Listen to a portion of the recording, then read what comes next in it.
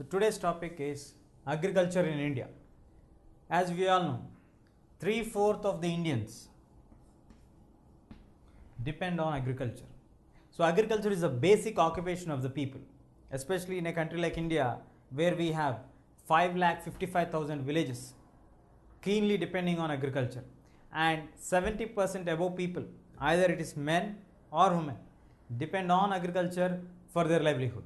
So now we are going to analyze how is the agricultural pattern in India. Let us analyze what is agriculture, how many types of agricultures are there. So let us see here. We have two types of agricultures. One is simple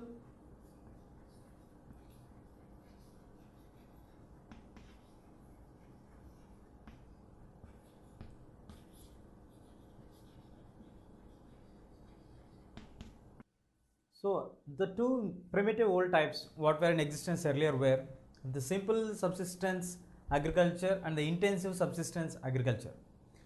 So in the simple subsistence agriculture, the entire pattern was a primitive type where they used to use the instruments like hoe, dove, digging it with the wooden instruments, cropping, everything was done in the old pattern.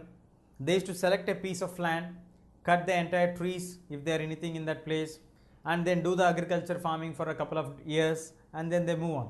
This is also known as slash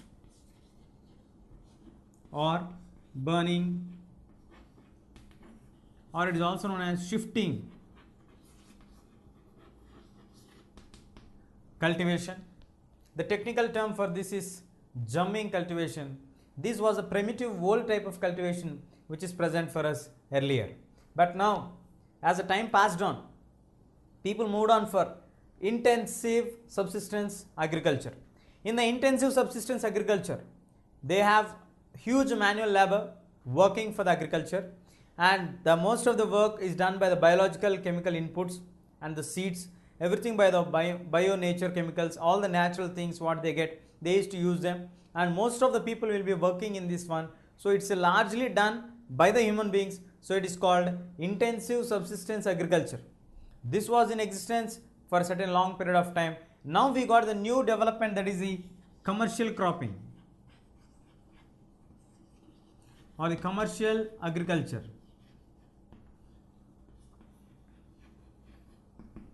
The third and the major important thing is the commercial agriculture, where the entire agricultural pattern is run today in the modern lines is the commercial agriculture. The commercial agriculture is nothing but everything. Let's take seeds. They are using the high yielding variety of seeds. So the seeds which produce for us huge profits, only those seeds are utilized so that you can do better things. You can produce more amount of production within the land, same land which was used earlier by some other people.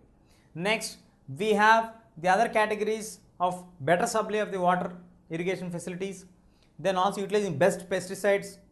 Then you can assure that you are going to get the best output of the crop and guaranteed income for us. So this kind of commercial cropping has changed the entire wave and look of the agriculture. Earlier agriculture was done with a lot of hard work and many people have to be involved in that to do something. But now most of the work is done by the machines, and only few people can do agriculture in hundreds of acres of land.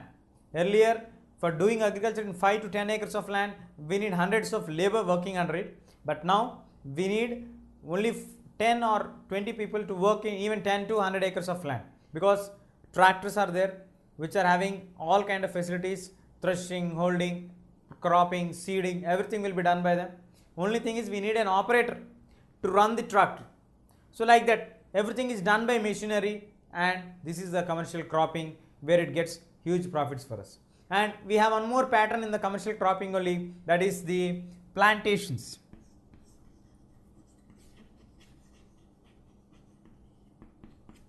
The plantations are nothing but selecting a large piece of land and taking a fixed crop and doing it only in the commercial lines in order to earn huge profits is called plantations. Generally we listen to tea plantations, coffee plantations, rubber plantations. These are most commercial plantations which were maintained and which were initiated by the Britishers in India Later on, it continued for the certain period of time. Even now, we have in the northeastern states and even in the south of India, we have these plantations, especially tea, coffee plantations, and even rubber plantations in Kerala. All these are the examples of huge cultivation done with a fixed target of earning huge profits, that is plantations. So in agriculture, we have simple subsistence, which is a primitive world type. Later on, it went on to intensive subsistence, where large number of people are involved. Human beings work is intensive in that.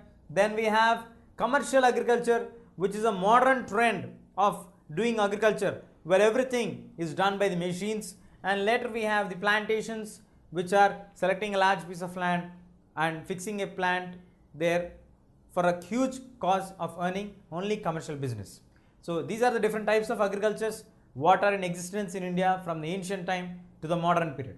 Let us see what are the crops, what are the cropping seasons, what are the major crops grown. Now let us discuss about the different cropping patterns in India. See here, cropping patterns in the sense, how does the cropping takes place in India? Generally we have, for agriculture there are different reasons to be successful. First point is we need the rains, then we need the sunshine, then we need the supply of seeds, fertility of the soil. These play a key role in any kind of agricultural pattern. Now moving on to, after all these factors are set, again we have variation on the places. So as soon as the onset of the monsoon start, we have the season called Kharif. So this is the season where the farmers wait for the rains, and as soon as the monsoon onset takes place, they start to working on making the crop. They till the soil, they put the seeds, they pray to God and they offer everything, and they start working for the crop. So the major crop of Kharif season is mostly paddy, and it plays a very vital role in the Indian context of food, especially it's a primitive food for the South Indians, and for North Indians they take it very little because they take wheat more. And then after Kharif, we have the next most important season is the Rabi. So the second season pattern is Rabi. And in the second season of pattern, see, when the Kharif is taking place, we need a place where it has temperatures more than 27 degrees.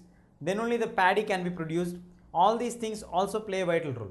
But when it comes to Rabi, the temperatures will be moderate, because here the temperature is, they are moving on towards the season of November to April. So this November to April period, it doesn't have much hot sun. Only in the later part of the March and April you get the extent of the sun experiences. So by the March, the season comes to hand. So this is Rabi period. So in the Rabi period, we get the second cropping pattern. Most of the famous crop is wheat, and all these play a vital role.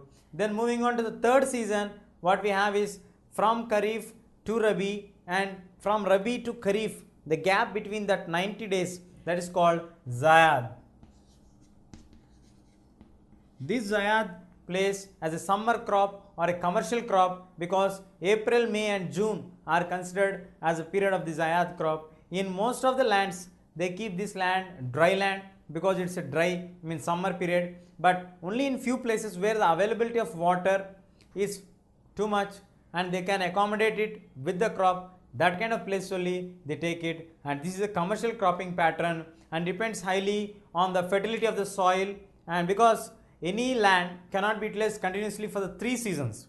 It has to be utilized either for one season, then the next one, then give a gap, then take the Kharif season. But here, if you are taking Kharif, Rabi and Zayad, very soon the fertility of the soil also moves away. So they take a choice of either Kharif and Zayad or then Rabi and Zayad. They give gap for any particular period, and most of the farmers prefer to give break during the period of the Zayad. But now because of commercialization, people started to use the land continuously without leaving any period of break. So they started utilizing the 3 patterns or the seasons of cropping. Now let us find out what are the major crops that are grown in the different seasons in different corners of India.